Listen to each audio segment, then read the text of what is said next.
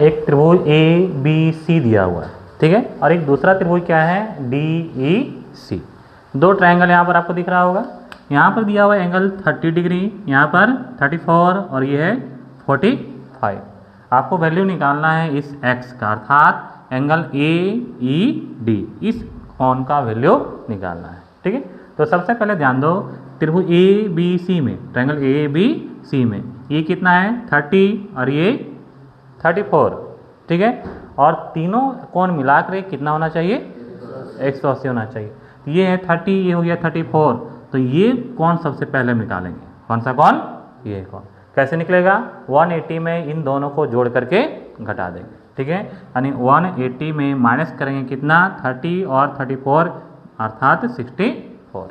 180 में 64 माइनस कर देंगे कितना आएगा बताओ जल्दी से 116 डिग्री, ठीक है, यानी 116 ये कौन सा कोण का वैल्यू आ गया ए सी बी, यानी इस कोण का वैल्यू, ठीक है। हमको निकालना है यहाँ पर का कोण, ध्यान देंगे, और ये कोण हम कब निकाल सकते हैं जब हमारे पास ये कोण निकल जाएगा तब, ठीक है, क्योंकि ये देखो इस त्रिभुज के लिए सी ई डी के लिए कौन सा कोण है बाह्य कोण। कैसा कोण है? बाह्य कोण। और बाह्य कोणों का बाह्य कोण जो होता है वह अंतः कोणों के योग के बराबर, अर्थात ये जो कोण होगा वो इन दोनों कोणों के योग के बराबर होगा, ठीक है।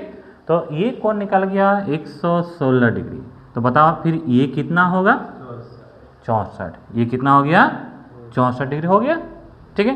तो इसी प्रकार से ये बाह्य कोण है इस त्रिभुज के लिए, तो बाह्य कोण का जो वैल्यू होता है वह किसके बराबर होता है इन दोनों कोणों के योग के बराबर। तो 64 और 45 दोनों को जोड़ देंगे कितना आएगा 109 डिग्री, ठीक है। ये पहला तरीका वो बनाने का। दूसरा तरीका क्या हो सकता है बता सकते हैं? अब ये कोण पता चल गया, ये कोण पता है, तो क्या ये कोण निकाल सकते हैं? इस त्रिभुज के तीनों कोणों का जोड़ कितना 180 डिग्री होता है, ठीक है। तो ये तीनों मिला के 180 डिग्री होगा, तो देखो ये दोनों मिला के हुआ 109, तो बताओ ये कितना 180 में से 109 घटाएंगे ये कितना होगा ये 71 होगा 71। और फिर ये दोनों कैसा जोड़ा है रैखिक युग्म है, ठीक है, और रैखिक युग्म दोनों कोणों का जोड़ कितना 180। तो ऐसे भी निकालेंगे 180 में ये 71 माइनस करेंगे तो कितना आएगा 109। इस प्रकार से x का वैल्यू कितना हो गया 109 डिग्री।